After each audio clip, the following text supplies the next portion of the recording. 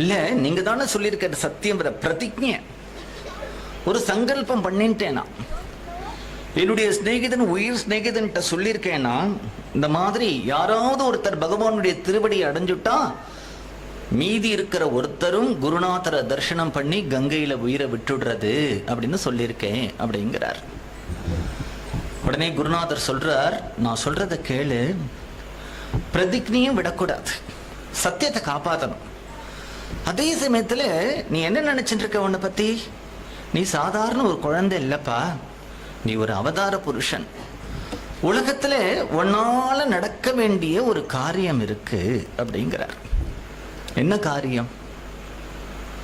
என்ன காரியம்? இதற்கு முன்னாடி இப்ப ஆதிசங்கருடைய சரித்திரத்தை ஆரம்பிக்கும் பொழுதே பிரஸ்தான திரயத்துக்கு பாஷ்யம் பண்ணினார், கீதைக்கு பாஷ்யம் பண்ணினார், உபநிஷத்துக்கு பாஷ்யம் பண்ணினார், பிரம்மசூத்திரத்துக்கு